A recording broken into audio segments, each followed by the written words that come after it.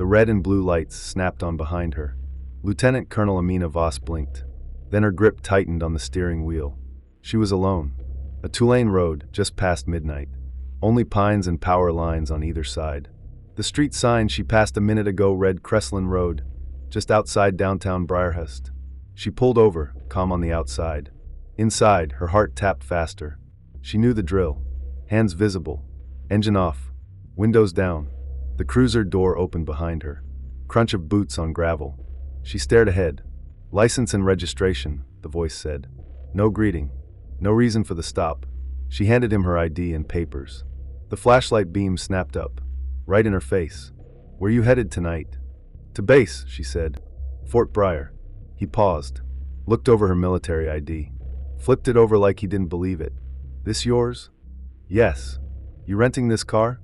No. It's mine. You just buy it? She blinked. No. Silence.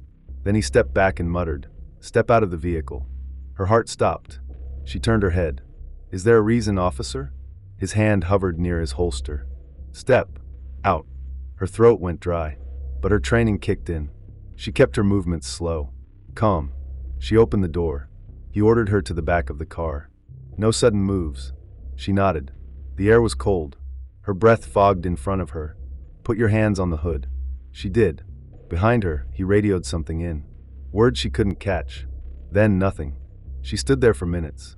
Long, quiet minutes. Just the wind. The occasional passing car. Finally, he told her she could go. No explanation. No ticket. Just drive safe. She got back in the car, locked the doors, and sat still for a long time. Her hands trembled on the wheel. This wasn't just a stop. It was something else. Something worse. The next morning, Amina sat across from Captain Delaney, base legal counsel, eyes sharp. I want the dashcam footage, she said. Delaney didn't ask why. She'd heard the name Holloway before. Sergeant Brent Holloway. Local Briarhurst PD. He's had complaints, Delaney admitted. None stuck. You sure you want to go down this road? Amina didn't hesitate. I've been down worse. The footage came 3 days later. It was worse than she remembered. From the moment the cruiser turned behind her, Holloway's voice was clipped, aggressive. He never told her why he stopped her. He never ran her tags. He never called in her ID. He just escalated, again and again. Delaney frowned. This is textbook misconduct. If you're enjoying this story, kindly do us a favor and subscribe to our channel. It is free and won't cost anything, but it means the world to us. We're just a small channel trying to grow. Thank you, and back to the video.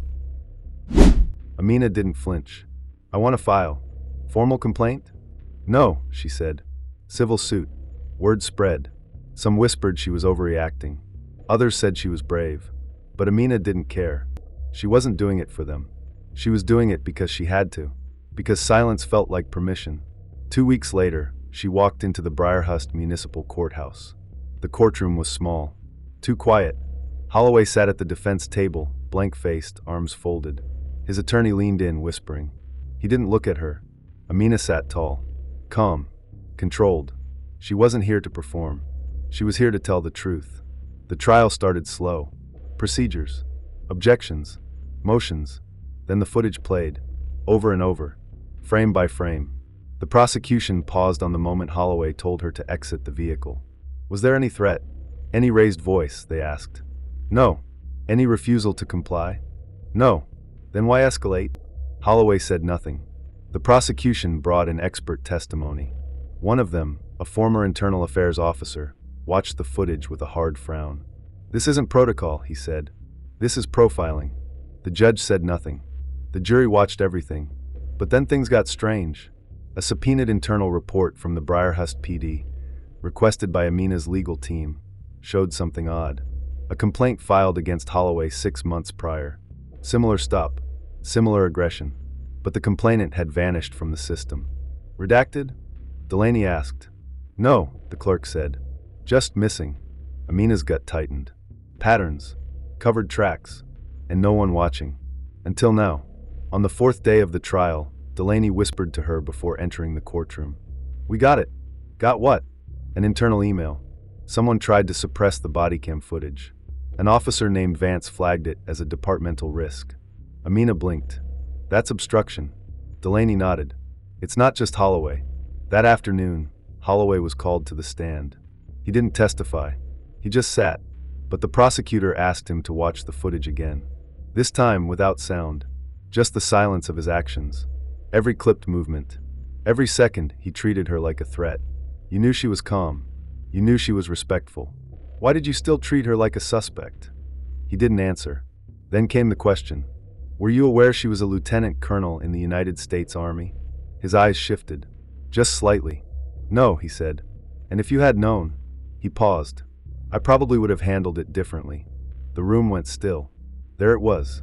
The truth. He didn't see a person. He saw someone who didn't submit. Amina stared at him from across the courtroom. She didn't feel vindicated. She felt exposed. And yet, ready. The judge called a recess. Delaney leaned over. They're shaken. So am I, Amina admitted. Then we're doing it right. That night, Amina couldn't sleep. She sat in her living room. TV off. Phone silent. She scrolled through emails. Then she saw it. An anonymous message. Subject: You're not safe. Attached: a photo of her standing outside the courthouse. Taken from a distance. From inside a car. No message. No name. Just the image. Her throat went tight. She forwarded it to Delaney. Subject: We need to talk. The next morning, she showed the court the email. Defense objected. Prosecution pushed. The judge allowed it, barely. Delaney argued it showed potential intimidation. The defense called it irrelevant. But the jury saw it. They felt it. The stakes were no longer abstract. Then a twist. Officer Vance, the one who flagged the footage, requested to testify. Voluntarily. He took the stand with nerves in his eyes. I was told not to submit the full footage. By whom? The prosecution asked. He hesitated, then said it. Lieutenant Warden, Holloway's supervisor. Why? To avoid bad press. His words. Not mine. Did anyone else know? Vance nodded. Half the department, he said. They all knew, and none of them spoke up. Until now. The judge ordered an internal inquiry. The courtroom buzzed. Outside, news vans showed up. Small stations. Regional outlets. Whispers became headlines. That night, Amina parked 2 blocks from her apartment. She didn't take the main road. She took the back route. No headlights followed. Still, her skin itched. Every sound felt sharper. She reached her door. Keys in hand. A car turned the corner. Slowed. Windows tinted. She froze. The car idled. Then sped up. Gone. She stood in the hallway for a long time. Something had shifted. This wasn't just a case anymore. It was a war for truth. And not everyone wanted the truth to win. Inside, she opened her laptop. An alert pinged. Court schedule updated. Witness list modified. One new name added for day 6.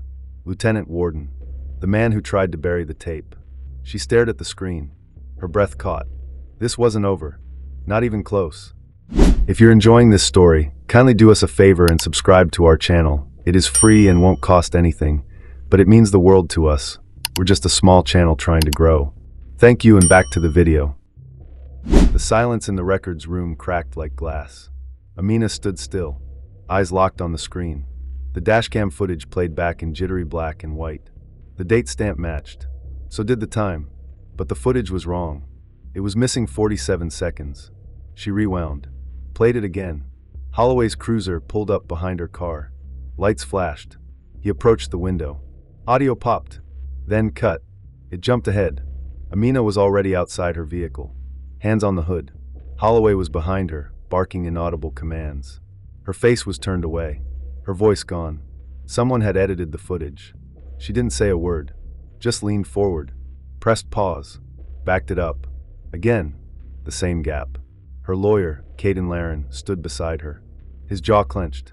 That's not the full video, he said quietly. No, Amina replied. It's not. Jesus. But she didn't flinch. Not yet. She hit eject, slipped the drive into a secure pouch, and handed it to Caden. Make copies, she said. Today. Outside, the Briarhurst sun felt colder than it should have. Sharp like glass. She scanned the lot. Holloway's cruiser was parked near the curb. Empty. He was inside. They were inside his department now. The same place that had already filed her complaint and closed it. Caden checked his phone. Internal Affairs still hasn't replied.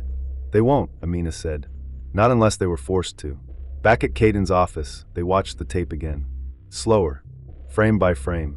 Amina never raised her voice. Never resisted. Holloway moved fast, too fast. He reached for her door before she even finished speaking. Then came the cut. "Who has access to the raw footage?" she asked. Caden looked uneasy. "They say only the station's evidence techs." "Names?" He checked his screen. A clerk named Reuben Trask. Another tech, Mara Fenwick. Been there 10 years. Amina nodded slowly. "Bring them in." Caden hesitated. "You think they doctored it?" "I think someone did. I want to know who." 2 days later, Reuben Trask sat under fluorescent lights in Caden's office.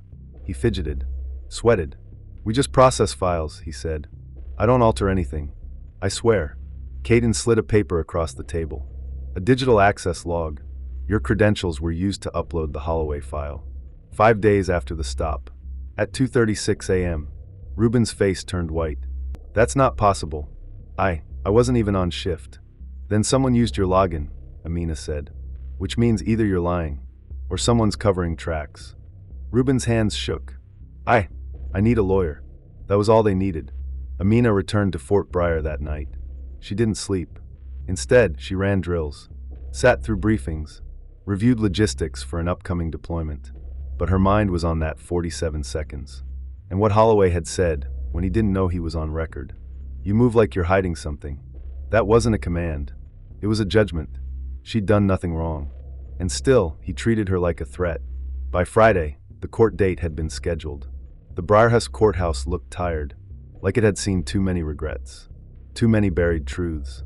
Outside, a reporter leaned toward Amina. "Lieutenant Colonel Vos, any comment about the edited dashcam video?" She didn't break stride. Inside, Caden waited with a folder of printed stills from the footage. Each one time-stamped. Each one a puzzle piece. "We push for a subpoena," he said. "Get original server logs. Force the department to explain the missing time. And if the judge denies it?" Caden met her eyes. "Then we raise hell." The courtroom was cold. Holloway sat with his attorney. Same blank face. Same tight jaw. But his foot tapped. Just slightly. He hadn't expected this to go this far. Judge Ellison entered. He was brisk. "No nonsense." "Proceed," he said. Caden stood. "Your Honor, we are requesting full access to the Briarhurst Police Department's internal dashcam archives, including unedited server copies and access logs for all edits made post-incident." The judge raised an eyebrow. "Are you implying tampering?" "We're showing it," Caden replied. He slid a still across the table. Then another. Then the access logs. The judge leaned forward. "Counselor for the defense?" Holloway's attorney cleared her throat. "We deny any wrongdoing. Any discrepancy is a result of system errors or compression artifacts." The judge looked skeptical. "Convenient artifacts," he said dryly. Permission was granted. The subpoena went through.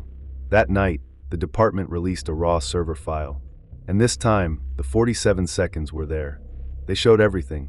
Holloway yelling. Amina answering calmly. Holloway pulling her door open. Ordering her out. Hand on her wrist before she even stood. No explanation. Just escalating commands. No reason. No threat. And then, as he pushed her toward the cruiser, he muttered something under his breath. Caden paused the tape. Rewound. Turned up the volume. It was faint, but the words were clear. "Should have known better than to mouth off in my town." Amina stared at the screen. And that's when the twist hit. Because in the background, barely visible, another cruiser sat idling. No lights. No movement. Just parked. Watching. Its number was visible. Unit 12. Holloway wasn't alone that night. Someone else had been there the whole time. The next morning, Caden made calls. Unit 12 belonged to Officer Leon Rafferty. Mid-30s. 2 years on the force. No reports. No complaints.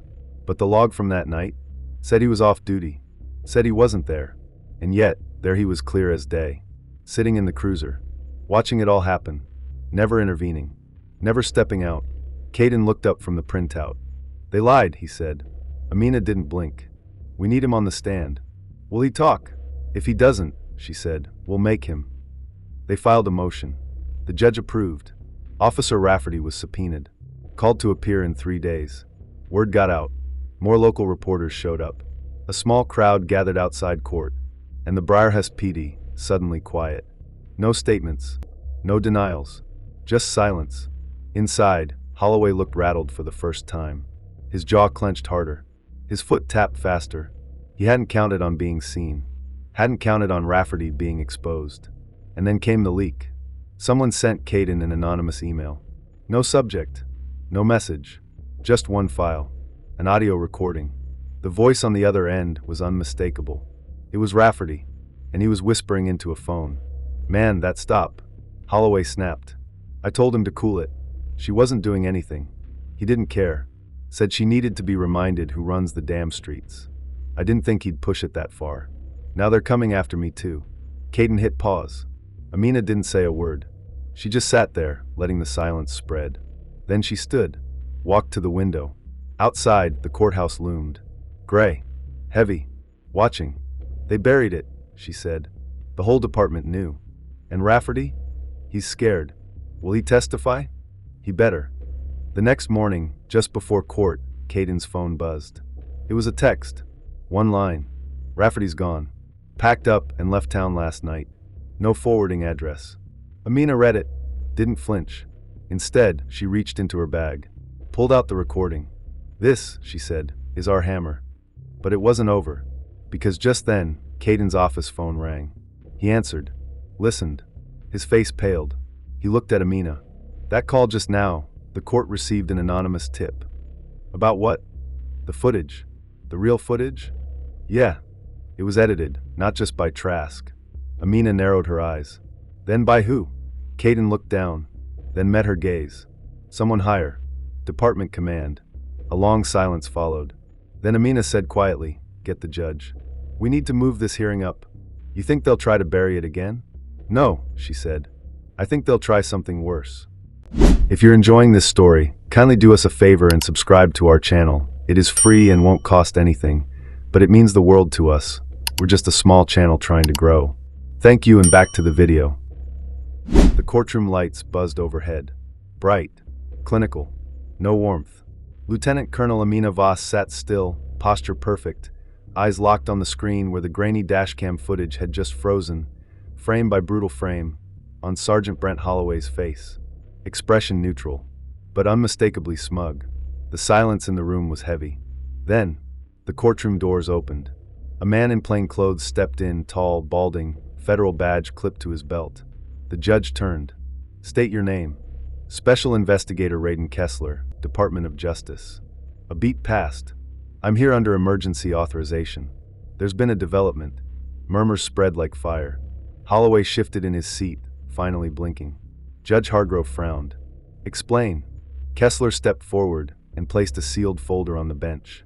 "It concerns a pattern of misconduct. Not just this case. There's more. Much more." Holloway's lawyer stood. "Your Honor, we weren't informed of any federal involvement." Kessler cut in. "Because it only came to light this morning. An internal whistleblower submitted records tied to Sergeant Holloway's vehicle stops over the last 24 months. Several incidents omitted from official reporting. Digital evidence was hidden. A forensic sweep of the patrol car computer uncovered an unauthorized storage partition." The courtroom gasped. Amina didn't move. Her heart thudded once, hard, then settled. The judge leaned forward. "Is this relevant to the case before us?" "Yes," Kessler said. "It establishes a pattern of selective aggression and unlawful escalation. And more importantly, it suggests deliberate concealment." Now Holloway sat up. "I don't know what this is." "You don't have to speak, Sergeant," his attorney warned. But it was too late. The judge called a recess. In the hallway, Amina stood by the courthouse window, arms folded. Her attorney, Quinn Delaney, paced beside her. "This changes the stakes," he said quietly. "I figured it wasn't his first time," Amina replied. Delaney paused. "Well, you don't know this whistleblower. They're from inside the department. A desk officer named Price. Said they were afraid to speak before. Now they've handed over 6 sealed incident reviews. All were marked resolved. None were actually investigated." Amina exhaled, slow and steady. "Is this going to trial again?" she asked. Delaney nodded. "Could go federal. Civil rights violations. DOJ's building a profile." Amina didn't smile, just nodded. "Good." Then Delaney added, "But Vos, there's something else. One of the deleted incidents involved a soldier. Someone stationed at Fort Briar 2 years ago." Her stomach dropped. Name, she asked. Delaney hesitated, then handed her the page. Amina's eyes scanned it. Corporal Dina Navarez. Detained. Filed a complaint. Dismissed within 48 hours. Then transferred. Amina closed her eyes. I remember her, she whispered. By the time court resumed, the energy had shifted. Every journalist in the county seemed to have crammed into the room. Holloway's attorney tried to block the new evidence. Failed. The judge allowed a preliminary review. And what played next wasn't just damning. It was radioactive. Audio from a past traffic stop filled the room. Holloway's voice, sharp and dismissive. You don't tell me what to do, soldier. I don't care about your base or your orders. A woman's voice. Calm. Scared. I just need to get back. My CO. You're in my town now. Pause. I could hold you overnight just to make a point. Gasps. It wasn't just one clip. Another. And another. 6 total. Each stop showed the same pattern. Minor infractions. Major escalation. Always toward women of color. Always linked to the base. Judge Hargrove rubbed his temples. The jury looked stunned. And Holloway? He sat frozen, like someone watching the ground open beneath him. Outside the courthouse, protest signs began to appear. Not huge crowds. Not yet. But people noticed. The local paper ran a headline. Pattern of abuse uncovered in Briarhurst Police Department. At Fort Briar, Amina stepped into her office late that night, only to find a memo on her desk. It was from command. Word had spread. They wanted her statement. An internal ethics committee wanted her testimony, not just as a victim, but as a leader. And that's when the knock came. A soldier stood in the doorway. Private First Class Marachin, one of the newer recruits. Ma'am, she said softly, can I ask you something? Amina looked up. Go ahead. Did it help? Speaking out? Amina stared for a moment, then stood. It helped expose something, she said. But that's not the same as justice. Chin nodded, eyes wide. I want to be the kind of leader that doesn't stay quiet. Amina placed a hand on the young soldier's shoulder. Then remember this moment. And don't forget how it felt to ask. 2 days later, back in court, Kessler returned. This time, he didn't come alone. He brought a document for the judge. A formal letter from the DOJ. Criminal charges. Civil rights violations. And an official recommendation to place Sergeant Holloway under suspension, pending a full federal inquiry. The courtroom went silent. Holloway didn't speak. His attorney asked for recess. Denied. Amina watched it all. No celebration. No sense of victory. Just gravity. Real. Inevitable. And then, the twist. A second folder. Labeled, Internal Affairs Memo Suppressed. The whistleblower had gone one step further. Inside names. Other officers. One of them? Lieutenant Stan Ferris. Briarhurst PD's training supervisor. He had signed off on Holloway's incident reports. Cleared them without full review. It wasn't just one officer. It was a system. And now the system was cracking. Amina sat down for a formal debrief with DOJ officials. Delaney sat beside her. Across the table were 3 suits, faces lined with fatigue and focus. You understand, one said, this isn't about a single lawsuit anymore. Amina nodded. We want to expand this inquiry. Your name's going to come up. Are you ready for that? Yes, she said. But I didn't speak up to be anyone's headline. I did it because someone needed to. They scribbled notes. Another asked, do you think others on the base have experienced similar treatment? Amina didn't hesitate. Yes, she said. But most of them stayed quiet. Why? Because we're taught to push through. To avoid the spotlight. To focus on the mission. And what's your mission now? Amina looked him dead in the eye. Accountability. The final day in court came fast. The jury didn't take long. The verdict was unanimous. The court ruled in Amina Vos's favor. Damages awarded. Public record updated. A full review ordered by the city. But that wasn't the real end. The judge turned to Holloway. Pending the outcome of a federal investigation, you are hereby placed under indefinite administrative suspension. Your service record will reflect this inquiry. The court finds sufficient evidence to suggest your actions were not isolated. And justice does not end here. No cheers. No applause. Just the heavy sound of a gavel. And a future rewritten. Weeks later, at Fort Briar, Amina addressed a room of graduating cadets. The air was still. The energy tense. She stood at the front. Uniform crisp. Voice low. Respect, she began, is not inherited. It's earned. And power isn't a privilege. It's a responsibility. The room listened. No fidgeting. No phones. She continued. Sometimes you'll be tested. By others. By your own silence. By the pressure to look away. A pause. I faced that test. I chose to speak.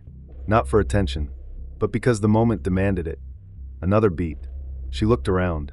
I'm not here to be a hero. I'm here to remind you, accountability isn't the end. It's the beginning. She stepped off the stage and walked into the hallway alone. A soft vibration. Her phone lit up. A text. Confidential tip, more names. More reports. Start with Division 4. She stared at the screen. Eyes narrowed. Shoulders squared. This wasn't over.